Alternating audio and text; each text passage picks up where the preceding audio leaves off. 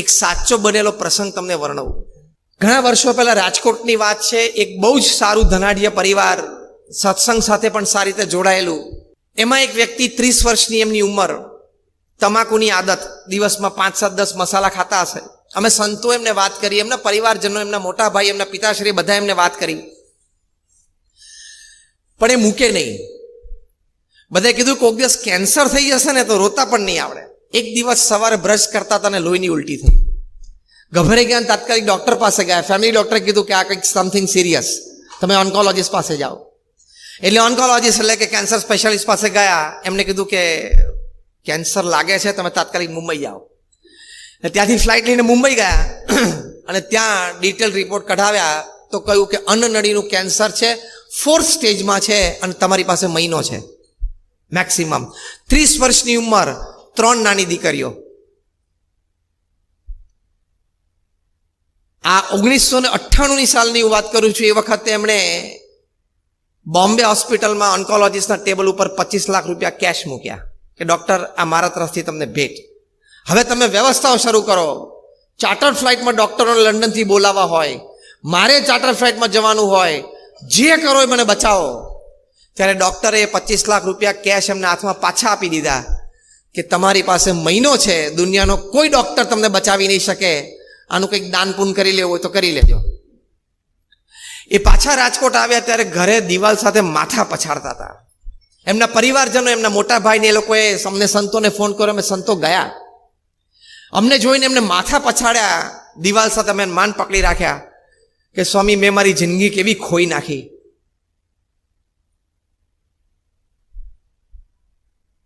એક પડીકી પાછળ મેં મારી જિંદગી ખોઈ નાખી, અમારી નાની 3 દીકરીઓ. અને હજી પોતાની ઉંમર 30 જ વર્ષની, એમના પત્નીની ઉંમર 28 વર્ષની. અને એક દિવસ સવારે એમનો પરિવારજનમાંથી એમના મોટા ભાઈનો ફોન આવ્યો કે સ્વામી તાત્કાલિક આવો, હવે કદાચ રહેશે નહીં. સવારના પોરમાં 7 વાગે અમે ત્યાં પહોંચ્યા અને ત્યારે છેલ્લો ડચકો ખાતા હતા. આ ભગવાન સ્વામિનારાયણ પ્રમુખ સ્વામી મહારાજની મૂર્તિ અમે એમને છાતી ઉપર મૂકી, એ દર્શન એમણે કર્યા અને આંખ બંધ થઈ ગઈ. એટલે તમારે એવું માની નહીં લેવાનું કે મને નહીં થાય, થશે ને તે દિવસે રોતા નહીં આવડે. કેન્સરના અર્લી ડિટેક્શન માટેનો પ્રકલ્પ છે. એ પ્રસંગે આપણે હાજર થયા છીએ તો સામેથી આપણે કેન્સરને વેલકમ ન કરવું, એ પ્રતિજ્ઞા પણ આજના પ્રસંગે લેવી પડશે. શ્વેતલભાઈ, બરોબર ને? This is a cancer early detection van, but you will have to decide.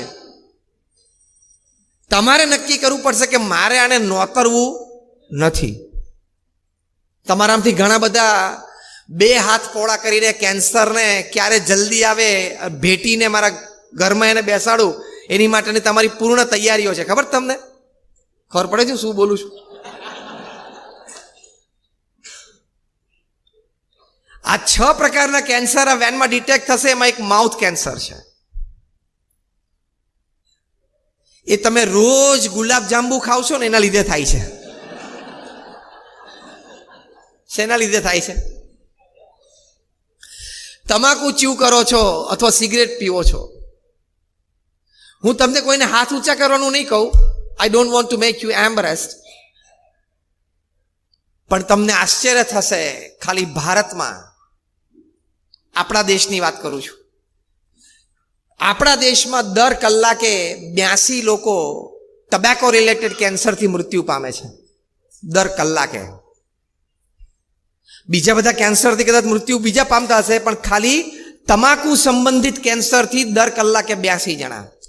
આપણો આ કાર્યક્રમ શરૂ થયો લગભગ 2 કલાક પૂરા થવા આવ્યા અને 164 લોકો તમાકુના કેન્સરના લીધે મૃત્યુ પામ્યા.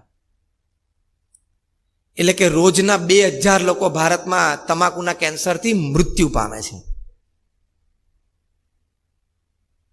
એ કેન્સરને આપણે નોતરવા બેઠા છીએ. એનું એક સબકોન્શિયસ માઇન્ડમાં આધાર એ રહે છે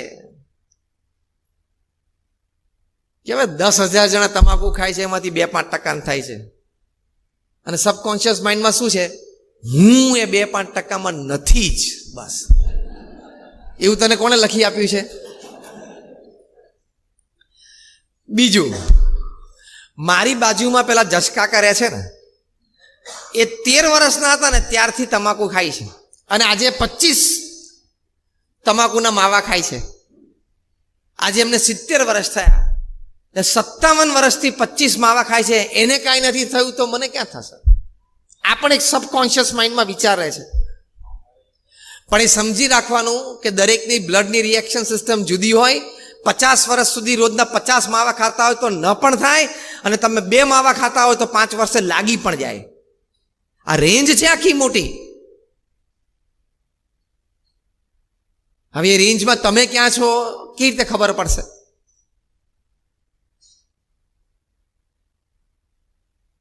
તમે જે તમાકુ ખાઓ છો અથવા સિગરેટ પીવો છો, સિગરેટ માટે એવું કહેવાય છે, a cigar is fire at one end and a fool at the other. સિગરેટને એક છેડે અગ્નિ હોય છે અને બીજા છેડે કોણ હોય છે? મૂરખ, ફૂલ.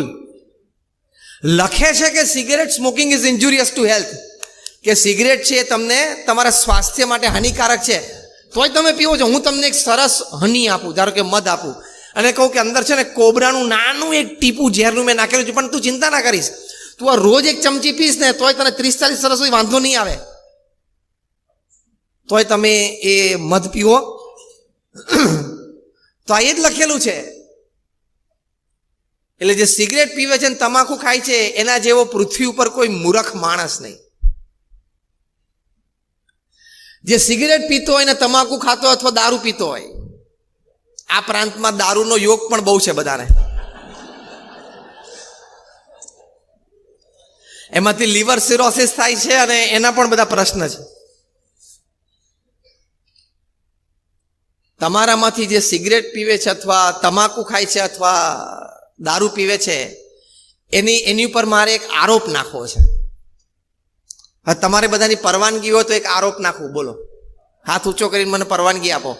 એક આક્ષેપ નાખવો છે. આક્ષેપ એ છે કે તમે જે સિગરેટ પીવો છો કે દારૂ પીવો છો અથવા તો તમાકુ ખાઓ છો, તમને તમારા પત્ની અને પરિવાર માટે કોઈ પ્રેમ નથી અને તમને એની કોઈ પડી નથી.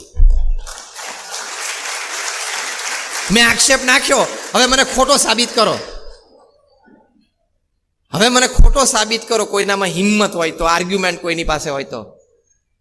મેં તમારી ઉપર આક્ષેપ નાખ્યો કે તમે તમાકુ ખાઓ છો કે સિગરેટ પીવો છો એટલે તમને તમારી પત્ની માટે કોઈ પ્રેમ નથી, તમને તમારા પરિવારજનો, બાળકો કે વૃદ્ધ માતા પિતા પ્રત્યે કોઈ પ્રેમ નથી. હું મરી જાઉં ને રખડી પડે તો એનું નસીબ, એવી ભાવના તમે સેવો છો. અને મારા વગર આખો પરિવાર એ રજડી પડે એની મને કોઈ પડી નથી. મારા પત્ની કરતાં મને આ પડીકી વધારે વાલી છે. મારા નાના માસૂમ બચ્ચાઓ કરતાં મને સિગરેટ વધારે વાલી છે. હું સિગરેટ સાથે રહીશ, પરિવાર સાથે કરતાં સિગરેટ મને વધારે વાલી છે. આવો તમારો અભિપ્રાય છે. કેમ બધા સ્તબ્ધ થઈ ગયા? મેં જે વાત કરી એ સાચી કે ખોટી? જોશથી બોલો. બધા બોલ્યા સાચી? બધા બોલ્યા સાચી? તો હવે જેને વ્યસન હોય એને છોડવાની હિંમત આવતી હોય તો આંગળી ઊંચી કરો. જો એક જણાની હિંમત થઈ, we give him a big hand.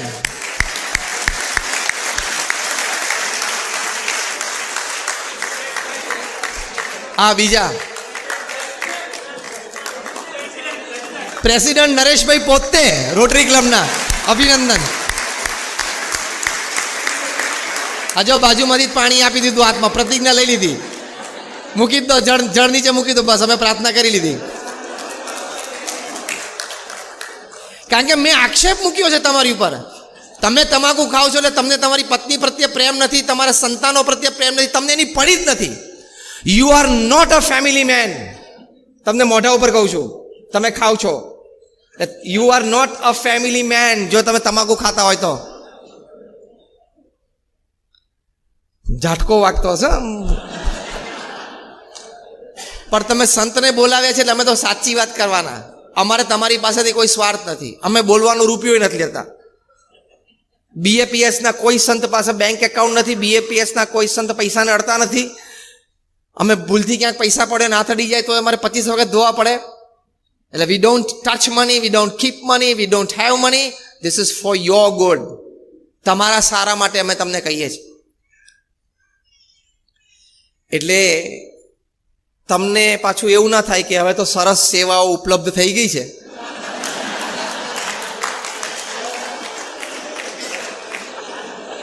અને અર્લી ડિટેક્શન થઈ જશે. એટલે મેં તમને 2 સબકોન્શિયસ માઇન્ડ આપ્યા હતા ને, સ્ટ્રેન્થના 3જું સબકોન્શિયસ માઇન્ડ, કે હું તો કાર્યક્રમમાં જઈ આવ્યો હતો અને આ શ્વેતલભાઈને કોકને ફોન કરી દઈશ એટલે વેન મોકલી આપશે, તો મારા ઘર સુધી આવી જશે વેન.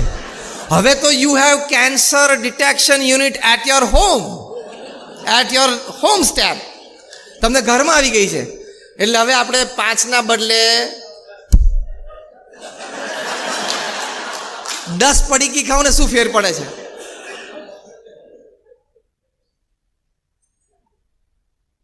એવા નેગેટિવ વિચાર કરવાની જરૂર નથી. આ તો ખાલી મેં આનંદ માટે વાત કરી છે. તમને એવો વિચાર છે એવું નથી કહેતો કે ભાઈ હવે કેન્સર ડિટેક્શન યુનિટ આવી ગયું એટલે હું કરું વધારે. પણ વ્યસન મૂકજો. પ્રમુખ સ્વામી મહારાજે એમના જીવનમાં તમને આશ્ચર્ય થશે કે 40 લાખ લોકોને વ્યક્તિગત મુલાકાત આપી છે. 4 મિલિયન એ લોકોના વ્યક્તિગત, પારિવારિક, વ્યવસાયિક બધા પ્રશ્નો સાંભળ્યા અને પ્રેમથી એના ઉત્તરો આપ્યા. આજે તમને લાખો લોકો સમાજમાં મળશે કે પ્રમુખ સ્વામીના ઉત્તર પ્રમાણે એમને જીવનમાં અનુસરણ કર્યું, તે સુખી છે, સ્થિર છે, શાંત છે. પ્રમુખ સ્વામી મહારાજે લાખો લોકોના વ્યસનો છોડાવ્યા, વ્યક્તિગત રીતે, સંતો દ્વારા, કાર્યકર્તાઓ દ્વારા. આ અમારા વિવેક સ્વરૂપ સ્વામી બેઠા છે, આખા તિથલ બેલ્ટના એ સાક્ષી છે કે પ્રમુખ સ્વામી મહારાજ અને સંતો, કાર્યકર્તાઓ કેટલા હજારો લોકોના વ્યસનો છોડાવ્યા, હજારો લોકોને વેજીટેરિયન કર્યા. કારણ કે આખો પટ્ટો છે, ત્યાં પાછું એક શાકાહારી જીવન જીવવું એની માટેની પણ ખૂબ મોટી પ્રેરણાઓ BAPS સંસ્થા દ્વારા. 1985માં અમારા ઉત્સવમાં અમદાવાદમાં આફ્રિકાના કેન્યા દેશના એક મિનિસ્ટર જોસેફ મટુરિયા પધારેલા. એમને પ્રેરણા થઈ, વ્યસન મુક્તિનું પ્રદર્શન ને બધું જોયું અને એમને વ્યસન છોડ્યું દારૂનું. એમને મંચ ઉપરથી જાહેરાત કરી, જેમ નરેશભાઈએ કરી એમ, કે આજથી મારું વ્યસન ગયું. પ્રમુખ સ્વામી મહારાજ એવું બોલ્યા કે અમારો આખો આ 37 દિવસનો ઉત્સવ, એની સાર્થકતા આ એક વાતમાં આવી ગઈ. એમ આપણે આખો આ આજનો કાર્યક્રમ થયો, એની સાર્થકતા આવી ગઈ. આ 3-4 જણાએ વ્યસન છોડ્યા ને એમાં.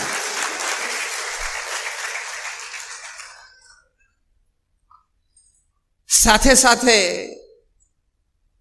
કેન્સરનું એક મોટું કારણ નોનવેજ ફૂડ પણ છે. હા, એ પણ સાયન્ટિફિકલી પ્રૂવ થયેલું છે કે તમે માંસાહાર કરો છો એ પણ તમારું સ્વાસ્થ્ય બગાડે છે.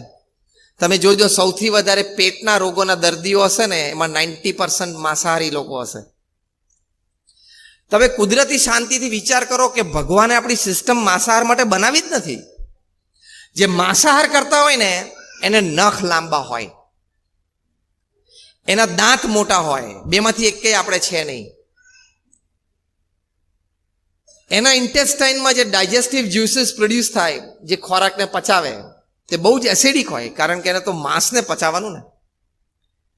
તો આપણા તો બાઇલ જ્યુસીસ છે, એ પણ આપણે સાયન્સમાં ભણ્યા છીએ. અને એ પણ નહીં વિચારવાનું કે માંસાહાર ખાઈએ તો તાકાત આવે. દુનિયાનું સૌથી શક્તિશાળી પ્રાણી હાથી એ શાકાહારી છે. દુનિયાની સૌથી second most strongest animal rhino એ પણ શાકાહારી છે. એટલે રોટલી દાળ ભાત શાકમાં તાકાત નથી એવું નહીં માનવાનું. રોટલી દાળ ભાત શાક વાળા પણ વાંખેડે સ્ટેડિયમ કુદાવે છે. હા,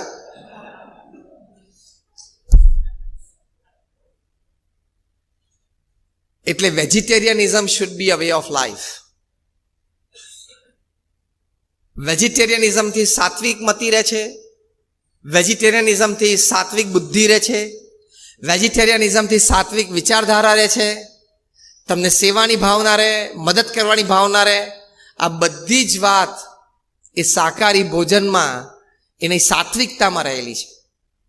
એટલે આજે આજના પ્રસંગે એ પણ અપીલ કરવાની તમને બધાને કે તમારે માંસાહાર કોઈ કરતા હોય તો એ પણ તમે છોડજો. તમે એની ચિંતા નહીં કરતા કે બધા જો શાકાહારી થઈ જાય તો પૃથ્વી ઉપર ક્યાં એટલું બધું અનાજ છે. એટલી લાંબી તમારે અહીંયા ચીખલીમાં બેઠા બેઠા તારે ચિંતા કરવાની નથી.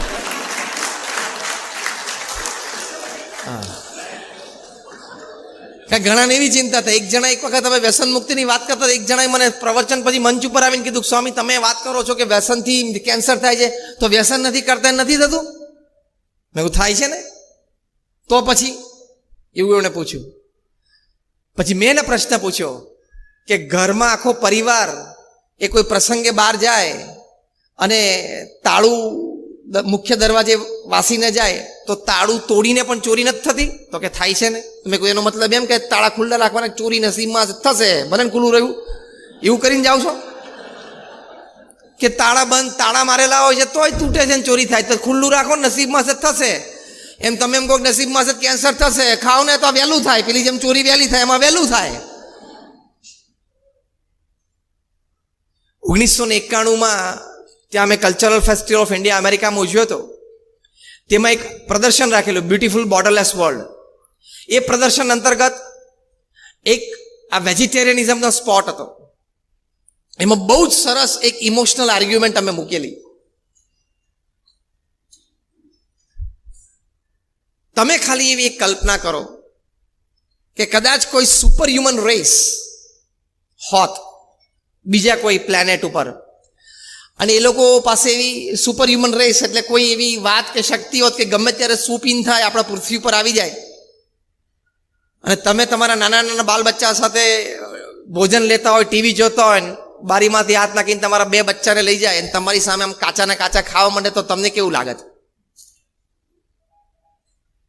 એવું મરઘીને પણ લાગે છે, એ પણ અસ્તિત્વ છે.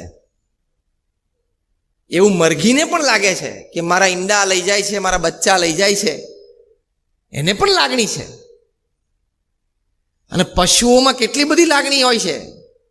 તમે ડિસ્કવરી ચેનલ અથવા તો બીબીસીની આ બધી વાઇલ્ડ લાઈફ સિરીઝ આવે છે, એમાં જોજો પશુઓ કેટલા લાગણીશીલ હોય છે.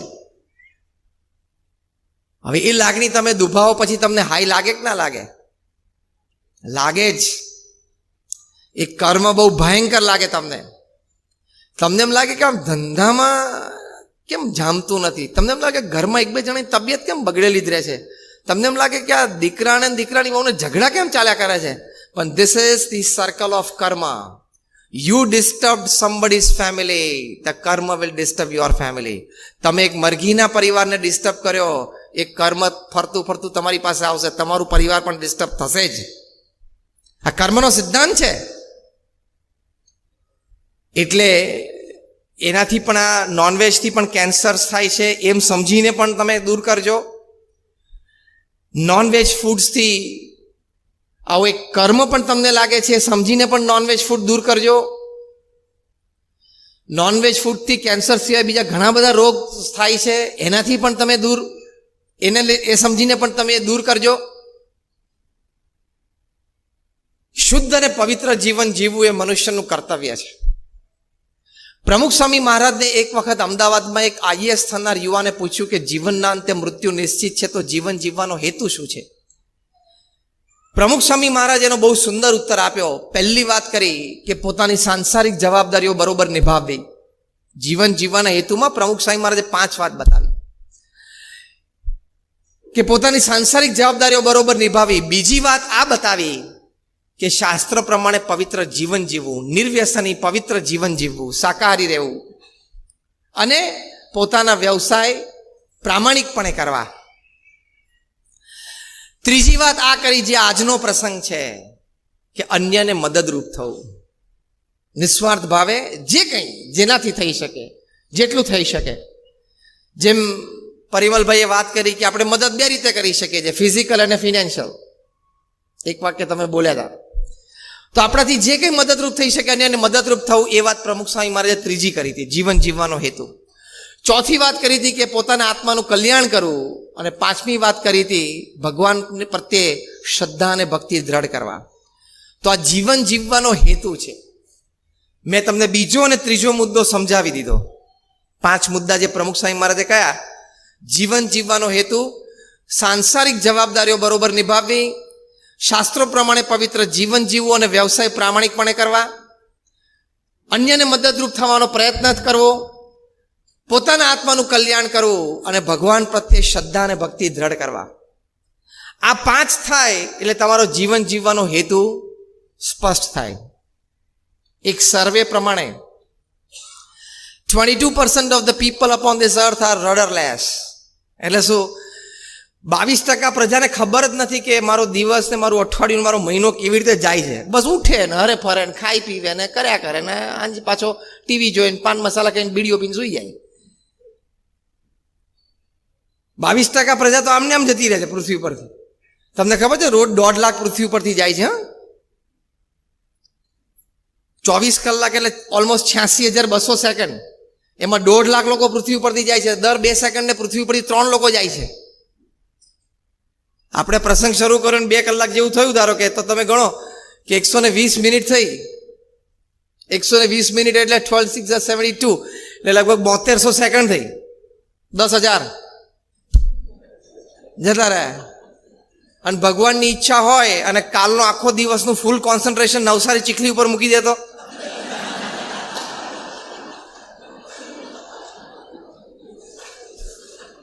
પછી વારો છે નથી નહીં, વારો નથી છે બે, બધું આવી જાય, બે આવી જાય. મારો વારો છે નથી કે મારો વારો નથી છે, જે તમે કહો છો ને બે વિભાગ આવી જાય. ફૂલ કોન્સન્ટ્રેશન નવસારી ચકલી ઉપર મૂકી દે તો સાંજ પડે તો કાર્યક્રમ પૂરો કરી નાખે. આમ એટલા માટે વાત કરી કે જીવનની આવી અનિશ્ચિતતા વચ્ચે સમજીને, વિચારીને, સુગ્ન રીતે, અને આપણને જીવનમાં 70-80 વર્ષે સંતોષ થાય કે yes, when God gave me 70 years upon this earth, I lived it to my satisfaction. હું મારા સંતોષ, મને પૂર્ણ સંતોષ છે, હું મારા સંતોષથી જીવ્યો. એવું તો આપણને થવું જોઈએ કે નહીં? તો એની માટે પ્રમુખ સ્વામી મહારાજે 5 મુદ્દા સમજાવ્યા. બીજો ને ત્રીજો મુદ્દો મેં સમજાવ્યો. હવે 10 મિનિટમાં હું મારું પ્રવચન પૂરું કરું, બાકીના 3 મુદ્દા તમને સમજાવી દઉં એટલે પૂર્ણ જીવન કેવી રીતે જીવવું એ તમને ખ્યાલ આવે. તો પહેલી વાત કરી હતી પોતાની સાંસારિક જવાબદારીઓ બરોબર નિભાવવી. હવે તમે એમ કહેશો કે અમે નિભાવીએ છીએ, પણ તમારા પરિવારને તમારે સમય આપવો, પરિવારને સંસ્કાર આપવા અને પરિવારજનોને શ્રદ્ધા કેવડાવી, આ 3 વાત તમે કરી શકો એટલે એ પૂર્ણ રીતે સંભાળ કરી કહેવાય. તમે આર્થિક રીતે તો કરો જ છો, સંતાનોને સારો અભ્યાસ પણ કરાવો છો, એ બધું જ સારું છે, પણ તમારે એને સમય આપવાનો, ક્વોલિટી એન્ડ ક્વોન્ટિટી ટાઈમ. તમારે એને સંસ્કાર આપવાના. તમારામાંથી કેટલા બેઠા છે જેને પોતાના સંતાનો નાના હતા ત્યારે એને પ્રહલાદ કે નચિકેતા કે ધ્રુવ કે આવા સારા બાળ ચરિત્રો એમને કીધા છે કે રામાયણ મહાભારતની સારી વાતો કરી છે, આંગળી ઊંચી કરો તો. Faithfully, faithful. જો 10-15 જણા છે તો તમારે કાયમ એને વિરાટ કોહલી, રોહિત શર્મા, રોનાલ્ડો, ક્રિસ્ટિયાનો એની જ વાતો કરવાની છે? એ તો આમે જનરલ નોલેજમાં ટીવી પરથી ક્યાંકથી શીખી લેશે. તમારે એને આ વાતો કરવાની છે.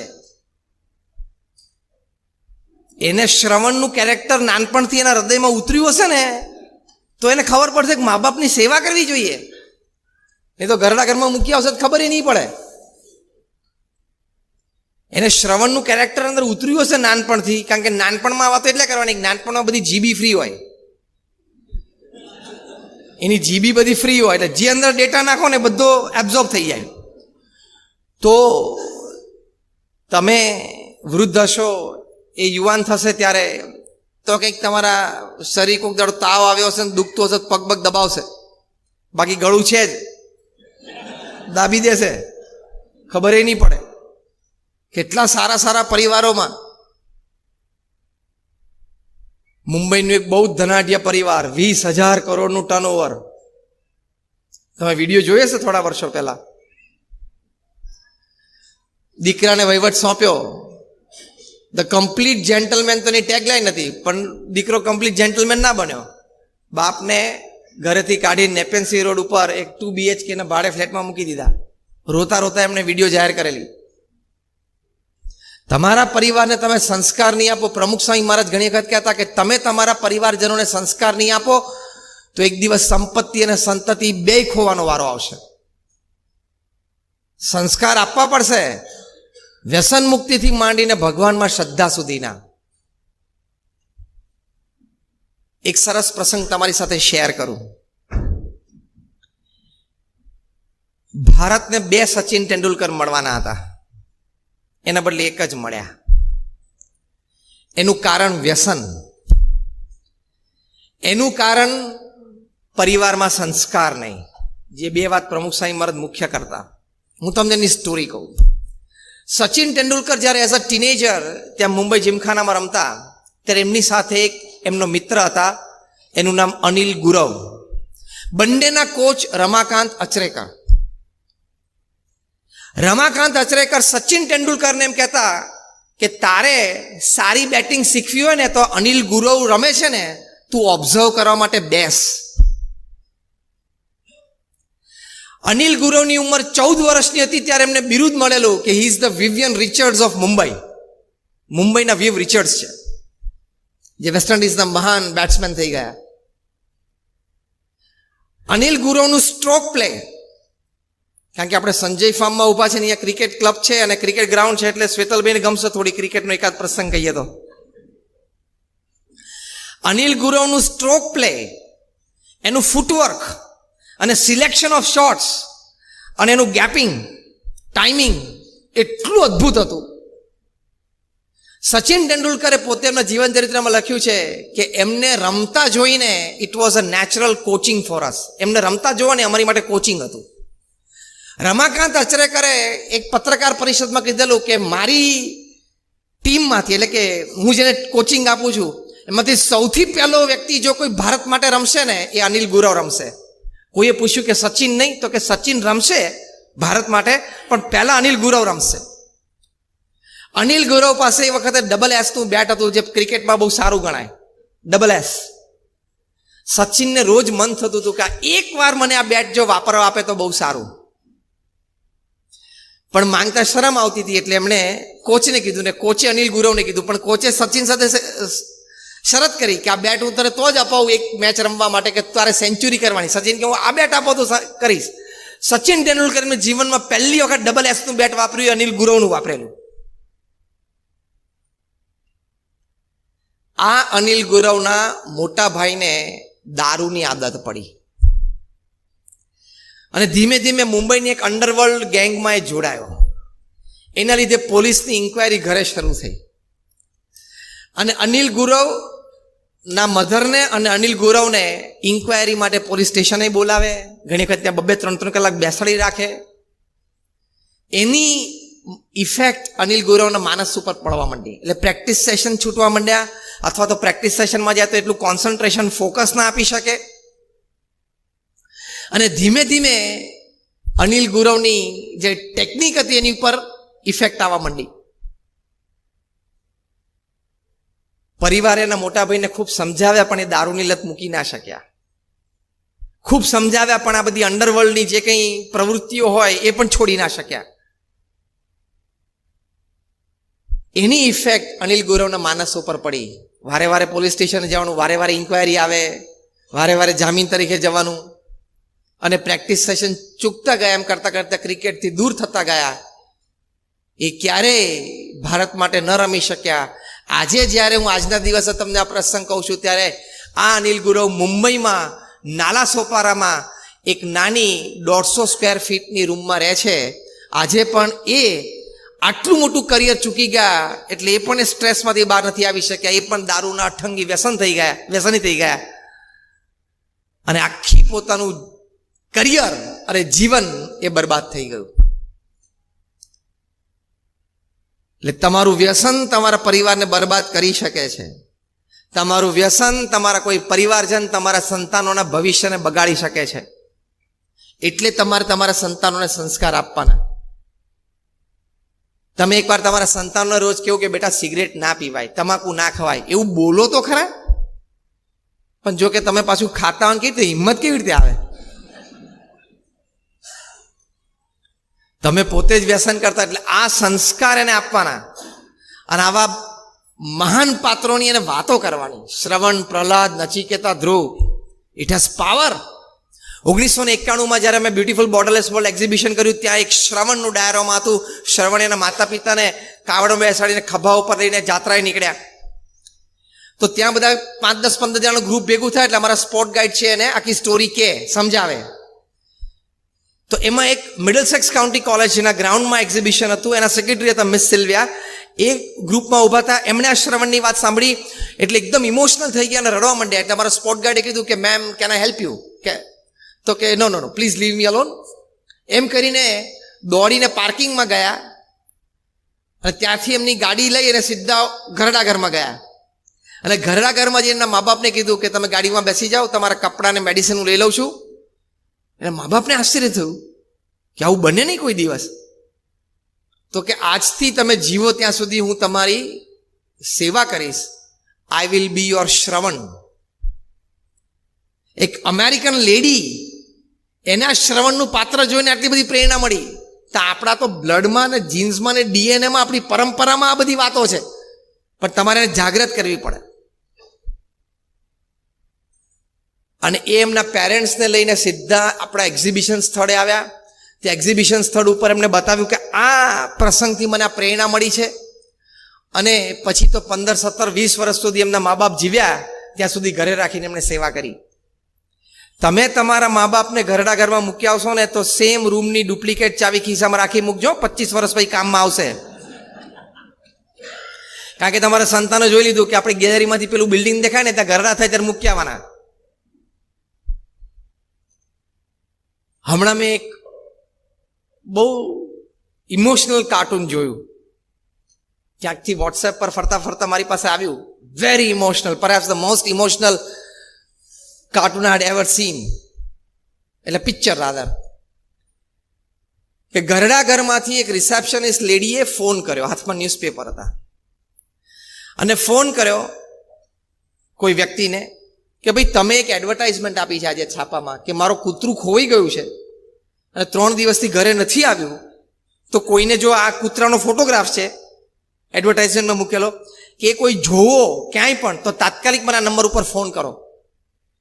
તો કે તમારું કૂતરું અમે જોયું છે એટલે તમને ફોન કર્યો. તો કે ઓહ ક્યાં છે, હું અત્યારે જ આવી જાઉં લેવા માટે. તો કે હું ઘરડા ઘરમાં બોલું છું ને અત્યારે કૂતરું તમારી માતાના ખોળામાં રમે છે. ખબર પડી કેટલી ડેપ્થ છે આ વાતમાં. અત્યારે હું ઘરડા ઘરમાંથી બોલું છું. જે ઘરડા ઘરમાં તમારી માતાને તમે અહીંયા મૂક્યા છે એના ખોળામાં કૂતરું અત્યારે રમે છે. એ કૂતરું એ લાગણી સમજી શક્યો, દીકરો સમજી શક્યો નહીં. અને કૂતરું ખોવાઈ ગયું તો જાહેરાત આપી, પણ એ પેલા એની માને તો એ ઘરડા ઘરમાં મૂકી આવેલા. Your parents took care of you when you are kids. It's your responsibility to take care of them when they are old. એ તમારી જવાબદારીમાં આવે છે. તો પ્રમુખ સ્વામી મહારાજ આ સંસ્કારની વાત કરતા, આ ફેમિલી વેલ્યુઝ છે. દિલ્હીમાં રોજ 40 ડિવોર્સ કેસ નોંધાય છે. મુંબઈમાં રોજ 50. હૈદરાબાદ, સિકંદરાબાદ બે ટ્વિન સિટી ભેગી કરો એટલે રોજના 100. બહુ ઝઘડા થાય. ટોલરન્સ જ નહીં, એક્સેપ્ટન્સ નહીં, કોમ્પ્રોમાઇઝ નહીં, એડજસ્ટમેન્ટ નહીં. ગમે તેવું મેડ ફોર ઈચ અધર કપલ હોય ને એમાં સમજવાનું 70-30 નો રેશિયો હોય. 70% બધું અનુકૂળ હોય, 30% તો કોમ્પ્રોમાઇઝ, એડજસ્ટમેન્ટ કરવું જ પડે. બાંદ્રામાં, મુંબઈમાં જે ડિવોર્સ કેસીસ આવે છે એમાંથી 5% તો 60 વર્ષની ઉંમરના કપલના આવે છે. તારે 30 વર્ષ ચાલી ગયું, 35 વર્ષ, તો 10 વર્ષ નહીં ચાલે. આ ફેમિલી વેલ્યુઝની પ્રમુખ સ્વામી મહારાજ વાત કરે છે. 25 લગ્ન થયા હોય, 60 થયા તો 35 તો ચાલી ગયું, તો 10 ચલાવી લે ને, 70 તો અમે પૂરું થવાનું છે એકાદાનું. બીજા 2-5 જીવી કાઢે. અને you know the funny reasons. તમને આશ્ચર્ય થશે કે આ 60 કે 60+ જે કપલ્સ ડિવોર્સ માટે ફાઇલ કરે છે ને એના કારણો તમે વાંચો, તમને આશ્ચર્ય થશે કે પ્રથમ 10 કારણમાં એક કારણ પંખાની સ્પીડ પણ છે.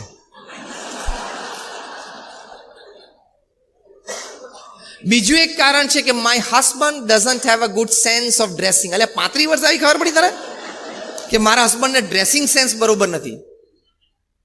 હવે 60 વર્ષે પછી શું ડ્રેસિંગ હોય, જબ્બો લેંગો પર એટલે બહુ થઈ ગયું.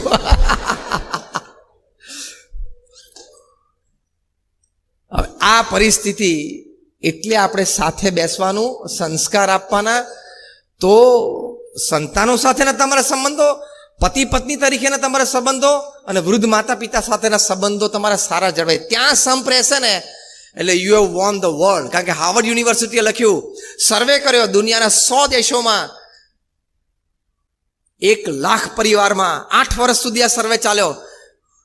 સર્વેમાં એક જ લાઈન દરેક પરિવારને પૂછતા હતા કે what according to you is the greatest joy upon this earth. તમારી દ્રષ્ટિએ પૃથ્વી પર સૌથી મોટો આનંદ શું છે? 67% રિસ્પોન્ડન્ટ્સે કીધું spending quality and quantity time with your near and dear ones whom you love and respect, who loves and respects you is the greatest joy upon this earth.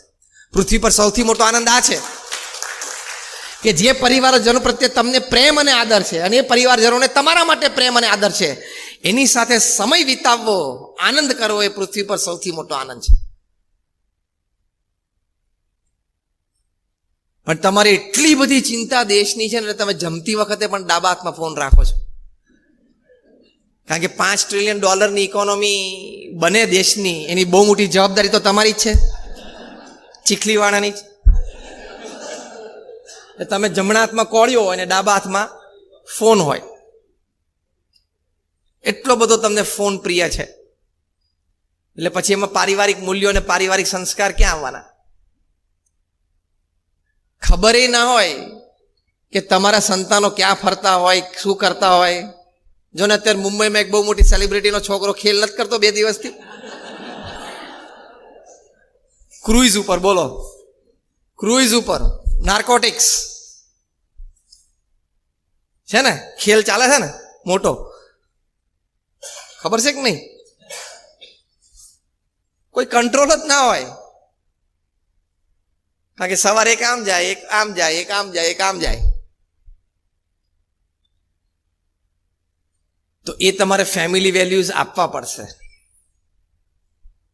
અને એની માટે આ સંપ, એકબીજાને મળવાનું, take formula, TAAC, tolerance, acceptance, adjustment and compromise રાખવાનું જ. તો જ પરિવાર સાથે રહી શકશો, નહીં તો આવા પ્રશ્નો ઊભા થશે. આ તો હસતા હસતા એક વચ્ચે વાત આવી.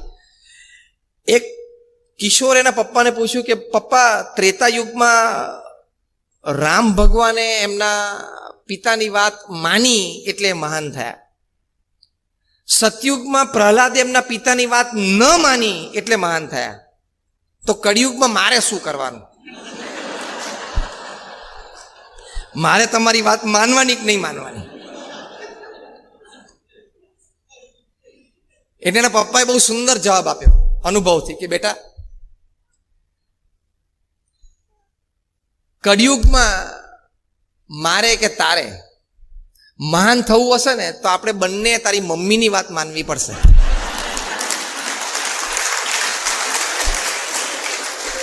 આ તો just on a lighter not.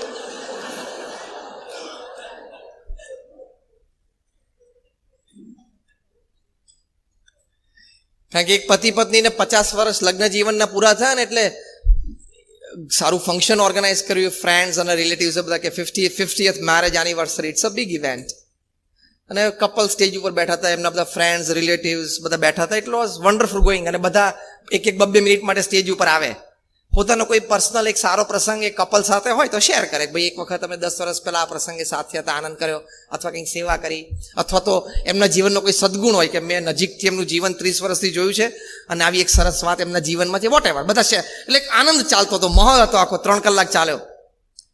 એમાં એક ચીખલીનો બુદ્ધિશાળી માણસ બેઠેલો, એને કહ્યું કે આઈ હેવ અ ક્વેશ્ચન, હું એક પ્રશ્ન પૂછું? પેલા કે પૂછો.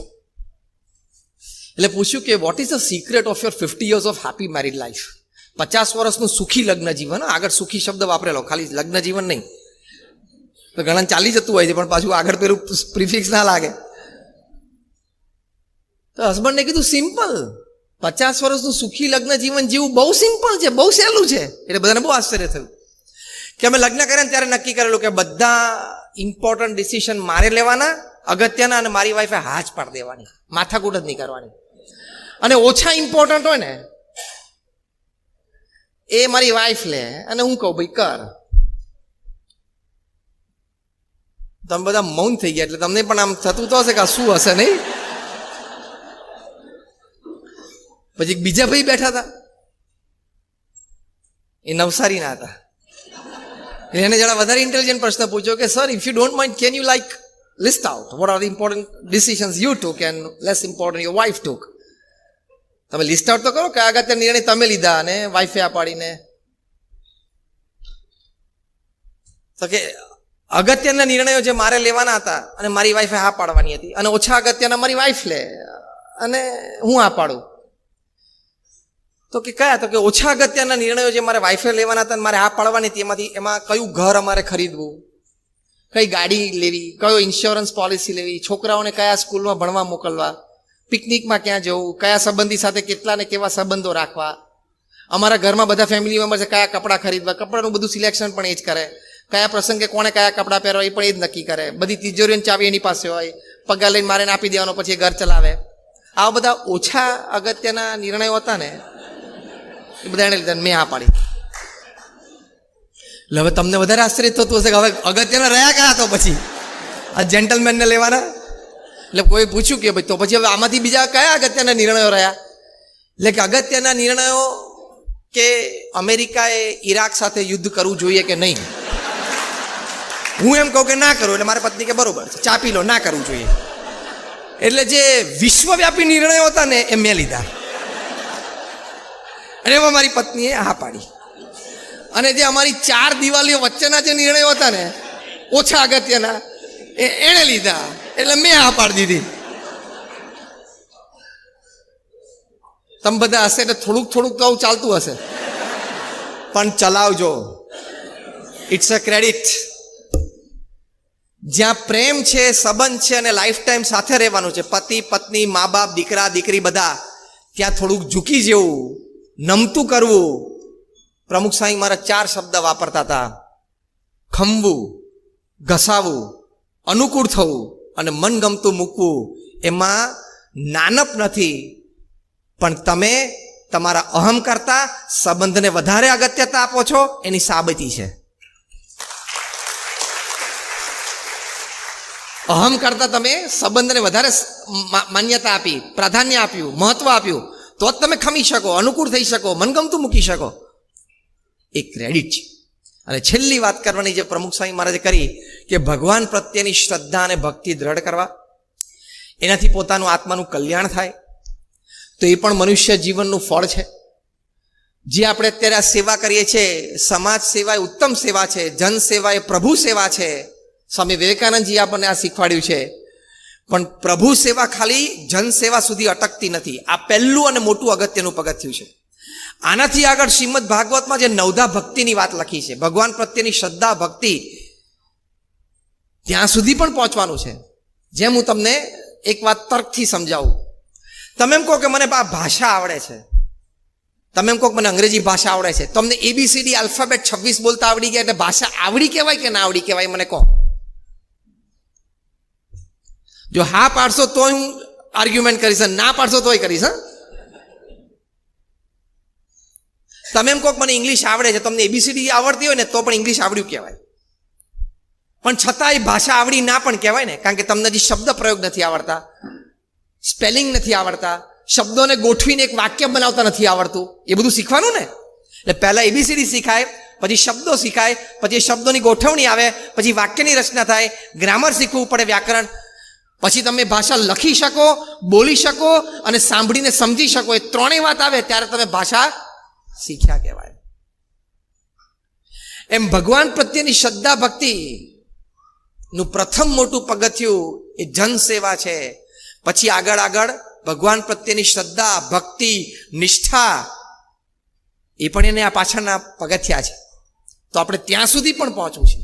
એટલે જન સેવા એ જ પ્રભુ સેવા નહીં, જન સેવા અને પ્રભુ સેવા. પ્રમુખ સ્વામી મહારાજે BAPSમાં 162 પ્રકારની સામાજિક, શૈક્ષણિક, સાંસ્કૃતિક, તબીબી, પર્યાવરણ લક્ષી પ્રવૃત્તિઓ ચલાવી. અમને 1100 સંતોને એની સેવામાં રાખ્યા. અમે પણ 8-10 કલાક આ નાની મોટી સંસ્થાઓ ચલાવીએ છીએ. જેમ કોરોનાની વાત કરી નરેશભાઈએ, એમ અમે ત્યાં અટલાદરામાં, બરોડામાં પીક ઉપર હતું જ્યારે આ એપ્રિલ મેમાં સેકન્ડ વેવ. એપ્રિલની 12મી તારીખે સવારે નિર્ણય થયો કે આપણે ફિલ્ડ હોસ્પિટલ ઊભી કરવી. એપ્રિલની 15મી તારીખે એટલે 96 કલાકમાં અમે 500 ઓક્સિજન બેડની હોસ્પિટલ ઊભી કરી દીધી મંદિરના કેમ્પસમાં. 500 ઓક્સિજન બેડ, આખું ફાઉન્ડેશન કરી, એની ઉપર 13,000 લીટરની લિક્વિડ ઓક્સિજનની ટેન્ક અને એક બેડ સુધી કોપર ટ્યુબિંગ. એમાં અમે સંતો અને કાર્યકર્તાઓ બધા રાત દિવસ સેવા કરી. 2200 પેશન્ટે ટ્રીટમેન્ટ લીધી. અમે ભગવાનને પ્રાર્થના કરેલી કે મંદિરના કેમ્પસમાં ફિલ્ડ હોસ્પિટલ ઊભી થઈ છે તો અહીંયા કોઈ પોતાની જાન ગુમાવવો જોઈએ નહીં. અહીંયા જે પણ પેશન્ટ આવે એ સાજા થઈને જાય અને એમના પરિવાર સાથે પાછા પહોંચી જાય. ભગવાને કૃપા કરી અને અમારી ફિલ્ડ હોસ્પિટલમાં 2200 પેશન્ટમાંથી એક પણ વ્યક્તિએ દમ છોડ્યો નથી. બાજુમાં અમારી નિરામય હોસ્પિટલ છે જે BAPS સંસ્થાની છે, ત્યાં 30 બેડ છે. 30 બેડ તો અમે 1.5 વર્ષ સુધી કોરોનામાં ચલાવ્યા. 1.5 વર્ષ સુધી ત્યાં આપી ટ્રીટમેન્ટ.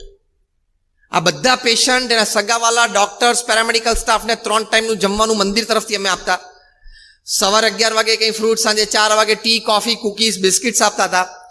બધી જ વ્યવસ્થાઓ કરી.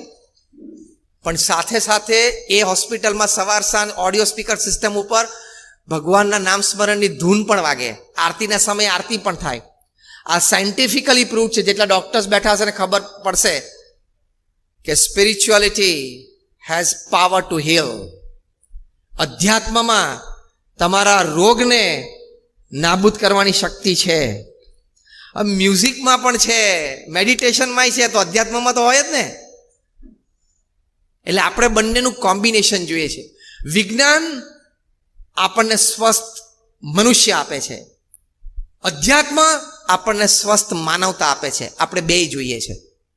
સ્વસ્થ માનવ અને સ્વસ્થ માનવતા બેય જોઈએ છે. એટલે વિજ્ઞાન અને અધ્યાત્મ બંનેની જરૂર છે. એટલે ભગવાન પ્રત્યેની શ્રદ્ધા અને ભક્તિ સાયન્ટિફિકલી પ્રૂવ છે કે તમે જ્યારે ટેન્શનમાં આવી જાઓ ત્યારે તમને પરસેવો વધી જાય, હાર્ટબીટ્સ વધી જાય, બ્લડ પ્રેશર વધી જાય. It happens. તો એ વખતે તમારા બ્લડ સ્ટ્રીમમાં 2 હાર્મોન્સ રિલીઝ થાય છે. કોર્ટિઝોલ છે અને બીજું એપિનેફ્રિન છે, જેના લીધે આ બધી ઇફેક્ટ આવે. એ વખતે તમે જો ભગવાનનું નામ સ્મરણ ચાલુ કરી દો, આ doctor Andrew Newberg, doctor H.G. Koenig અને university of Philadelphia, university of પેન્સિલ્વેનિયામાં પ્રૂવ કર્યું કે એ વખતે તમે નામ સ્મરણ ચાલુ કરી દો. પણ એ વખતે સ્પેરવિલની જેમ તમે ઉપયોગ કરો નામ સ્મરણ, એવું નહીં. હા, એ રોજની પ્રેક્ટિસ હોવી જોઈએ.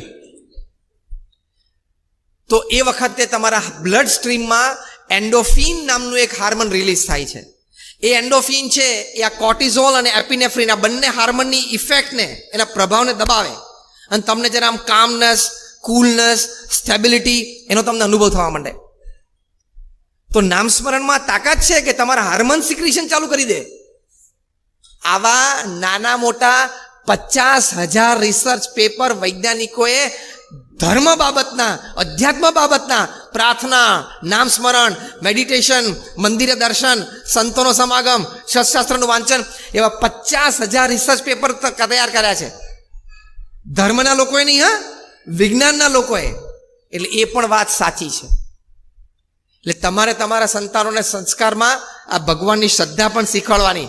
કારણ કે ગણપતિનો શીખવાડવાનો જવાબદારી તમારી છે. સ્કૂલ તો ગધેડાનો જ શીખવાડશે. એટલે મોટો થઈને પછી